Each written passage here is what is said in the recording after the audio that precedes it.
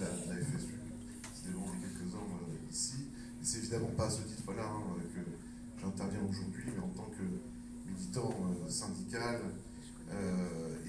et enseignant, tout simplement. Alors d'ailleurs, j'ai hésité, puis je vais vous lire quand même un petit texte. Je ne peux pas y résister, et on ne peut pas, je pense, commencer, vous faire une réunion de l'Union populaire sans à un moment donné citer Jean Jaurès.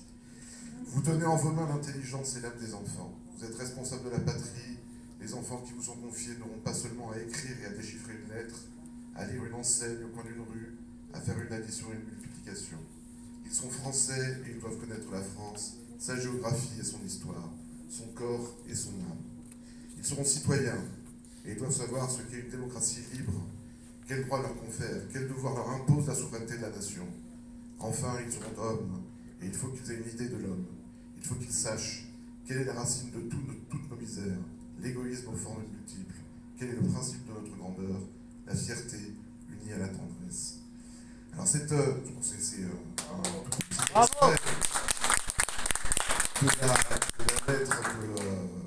de la lettre aux instituteurs de Jean Jaurès à la dépêche de Toulouse, écrite en 1888. Le paradoxe est que, suite à l'assassinat horrible de notre collègue Samuel Paty, qui a été décapité par un fanatique, comme vous le savez, c'est le ministère qui a demandé aux enseignants, notamment au collège et lycée, de lire cette lettre, alors que le ministre de l'Éducation lui-même n'a fait en 5 ans que le contraire de ce que dit très bien cette lettre. Comme j'ai dit, je ne vais pas la lire en entier. Alors, militant et responsable syndical, enseignant depuis de nombreuses années, pour ma part, je veux expliquer pourquoi j'ai décidé de m'engager pour soutenir le programme de l'Union populaire. Je veux aussi témoigner combien l'action du gouvernement Macron et de son ministre Jean-Michel Blanquer ont été délétères pour l'école publique. Je n'évoquerai même pas les dernières sorties du candidat Macron sur la rémunération au mérite des enseignants, selon les résultats de leurs élèves, aux évaluations nationales, garantie d'une dérive débouchant sur un bachotage des élèves pour qu'ils réussissent les tests. C'est ce qui fait que ce système a même été abandonné en Grande-Bretagne, car il se faisait au détriment des réels apprentissages. Je n'évoquerai pas la loi RIAC sur les directeurs d'école et ses dernières annonces, celle de Macron, sur le fonctionnement des écoles comme des petites entreprises en concurrence les unes avec les autres. Ou même, si vous l'avez vu, le retour à l'apprentissage à partir de la 5e, qui serait un retour en arrière avant la loi Abi du Collège unique de 1975, avant même la loi Berthoin de 1959, qui a étendu l'obligation scolaire de 14 à 16 ans, puisqu'en 5e, on a 12 ans. Tout le monde a compris, Macron 2, ce serait le grand bond en arrière, et même avec une dimension civilisationnelle. Nous, à l'Union populaire, nous construirons une école apaisée, réellement accueillante pour tous les enfants, et émancipatrice pour la réussite de toutes et tous. Une école apaisée des polémiques permanentes sur les programmes, sur les soi-disant retours aux fondamentaux et sur les méthodes de lecture, garantissant la liberté pédagogique des enseignants. Apaisée des réformes et contre-réformes des rythmes scolaires, le tout sans jamais y associer les personnels et les parents d'élèves. Ce dont l'école a besoin pour remplir ses missions, ce sont d'enseignants formés en nombre suffisant et donc correctement rémunérés. En début de carrière, un enseignant recruté désormais à Bac+5 gagne 1 480 € par mois. Après 15 ans d'exercice, les enseignants français du premier degré sont payés 390 € de moins que la moyenne des pays de l'Union européenne. 4 000 € mensuels en Allemagne, 2 500 € en Finlande, ce qui est la moyenne de l'Union européenne, et seulement 2 100 € en France. Après 15 ans d'exercice, donc. La conséquence de cette école low cost, exactement comme à l'hôpital, comme ce qui a été dit tout à l'heure, c'est l'hémorragie. Le nombre de démissions explose ces dernières années. Les recrutements sont en berne. Chaque année, faute de candidats, l'Académie de Créteil doit recruter des centaines de contractuels non formés dans le premier degré. Et malgré cela, les manques sont criants. Pendant l'épidémie de Covid, 10% des classes étaient sans remplaçant dans notre département. Ce sont des chiffres qui ont été donnés en CAPD par la directrice académique. 10% des enfants et des familles qui se sont retrouvés sur le carreau, faute d'enseignants. Voilà d'abord le premier bilan du ministre Blanquer. Et c'est l'engagement principal que l'Union populaire prend pour l'école publique. Car tout comme avec l'hôpital, il en va de sa survie même. Rattraper le gel du point d'indice depuis 2010 et revaloriser les grilles salariales. Adopter un grand plan d'urgence et de rattrapage pour recruter massivement. Revaloriser la fonction d'enseignant qui a été rabaissée, tout particulièrement pendant ce quinquennat. Santé. Le deuxième engagement, c'est de construire enfin une école accueillante pour tous les enfants de la République. Et effectivement, je commencerai en disant quelques mots sur la laïcité qui vont aller d'ailleurs tout à fait dans le sens de l'intervention précédente. Que n'a-t-on entendu ces dernières années sur la France insoumise, sur l'Union populaire, sur Jean-Luc Mélenchon, accusé par l'extrême droite jusqu'au Parti socialiste de, je cite, céder aux sirènes du communautarisme ou d'être une gauche anti-laïque. Moi, j'ai commencé à militer à 17 ans, j'en ai 49, donc vous faites le compte, je ramasse les copies à la fin de mon intervention. Je me souviens d'avoir participé à de nombreuses manifestations contre l'antisémitisme, par exemple, et étaient présentes toutes les organisations de la communauté juive, toutes, de la gauche à l'extrême droite. Personne n'avait dit alors, tous ces participants, qu'ils se soumettaient à je ne sais quelle sirène communautaire.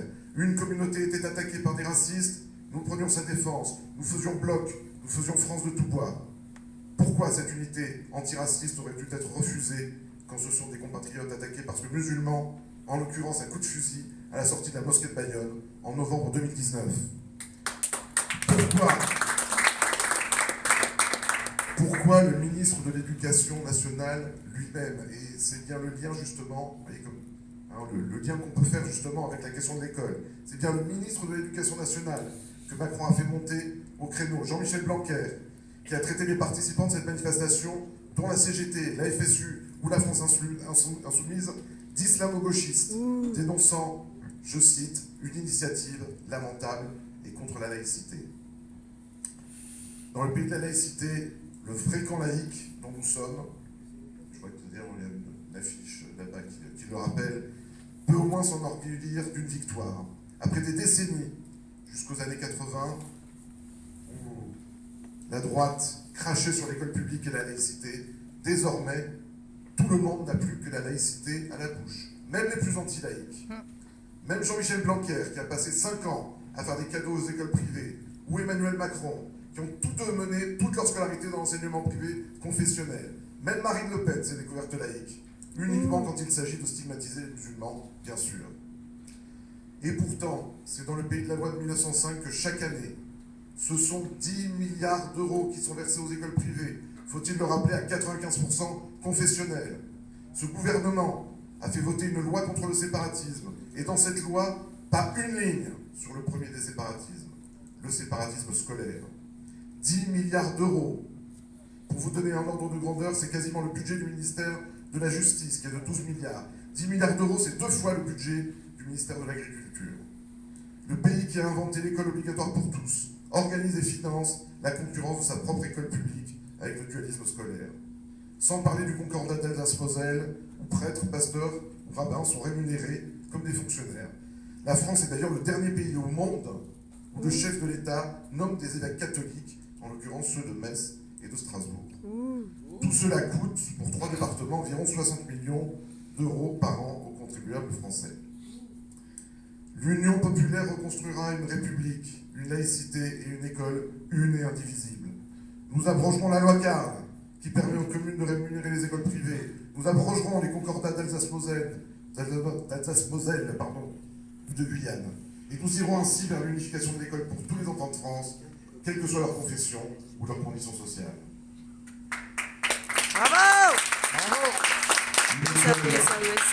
Une école accueillante, c'est aussi une école qui se donne réellement les moyens de l'inclusion scolaire. Et la camarade d'AESH en a mieux parlé que moi. Elle est là-bas. C'est une école qui n'exclut pas ses élèves les plus pauvres d'une nourriture saine, en garantissant l'accès de tous les enfants à la cantine, avec des circuits courts et bio. Enfin, notre troisième engagement, c'est de construire une école émancipatrice de la réussite de tous les élèves. Le gouvernement n'a cessé de se rengorger pendant 5 ans de sa mesure phare, le dédoublement des CP et CE1 en éducation prioritaire. Certes, les Les petits groupes permettent de mieux travailler. Mais cette mesure médiatique, extrêmement coûteuse en poste, pour un effet pédagogique discutable, s'est faite au détriment de dispositifs qui, eux, portaient leurs fruits, tels le plus honnête que de classe, qui permettait aux enseignants de travailler réellement en équipe, de faire des petits groupes de besoins. Certes, il n'y en avait absolument pas assez, mais ils ont tous été sacrifiés dès la première année pour faire le dédoublement. Santé. De même, dans le Val-de-Marne, ce sont 60 postes de maternelle qui ont été supprimés dès la première année pour financer les CP à 12, faisant monter partout les classes de maternelle à 30, voire plus en zone banale. Sans parler du second degré, où la situation s'aggrave d'année en année. L'Union populaire remettra en place une véritable politique d'éducation prioritaire. Pas plus de 20 par classe en REP, à tous les niveaux. Pas plus de 25 en zone banale. Elle instaurera une nouvelle carte scolaire, mettant fin à la ségrégation. Elle étendra la scolarité obligatoire à 18 ans, mettra fin à Parcoursup et rétablira le diplôme national du baccalauréat. Elle recréera des écoles professionnelles de l'enseignement, renforcera la formation initiale et continue des enseignants, en intégrant notamment une solide formation à la sociologie de l'éducation et à la pédagogie. Elle retissera le partenariat